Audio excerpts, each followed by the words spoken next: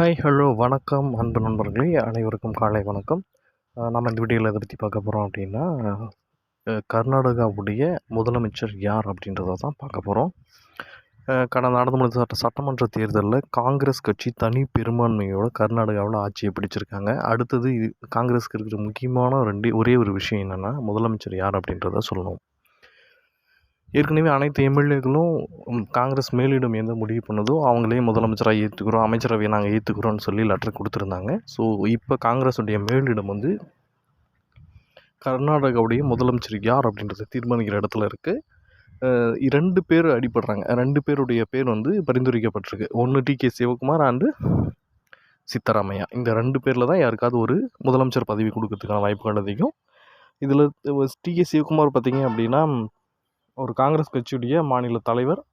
அதுவும் இல்லாமல் இந்த எலெக்ஷனில் ஜெயிக்கிறதுக்கு நிறைய பாடுபட்டிருக்காரு. அவருடைய சப்போர்ட் நிறையவே இருந்திருக்கு.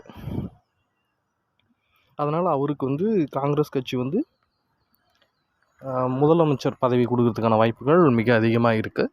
அது என்ன, யாருக்கு முதலமைச்சர் பதவி அப்படின்றது இன்றைக்கி தெளிவாக தெரிஞ்சிடும். 10 மணிக்குள்ளே அதோடைய ரிசல்ட்ஸ் வந்து காங்கிரஸ் மேலிடம் இன்றைக்கி அனௌன்ஸ் பண்ணிடுவோம். ஏன்னா 17ஆம் தேதி அமைச்சரவை வந்து கர்நாடகாவில் அமைச்சரவை முடிவு பண்ணணும் அப்படின்றதுனால இன்றைக்கி எல்லாமே முதலமைச்சர் யார் அப்படின்ற முடிவை தெளிவாக சொல்லிடுவாங்க. ஸோ அதை பற்றின முழு டீட்டெயிலையும் தெரிந்து கொள்ள நம்ம சேனலோட இணைந்திருங்கள். வீடியோ பிடித்திருந்தால் லைக் பண்ணுங்கள், ஷேர் பண்ணுங்கள் அண்ட் சப்ஸ்கிரைப் பண்ணி வச்சுக்கிட்டிங்கன்னா நம்ம அப்லோட் பண்ணுற ஒவ்வொரு வீடியோவும் உங்களுக்கு உடனுக்குடனே வந்து சேரும். தேங்க்ஸ் ஃபார் வாட்சிங் சேனல் அண்ட் தேங்க்யூ.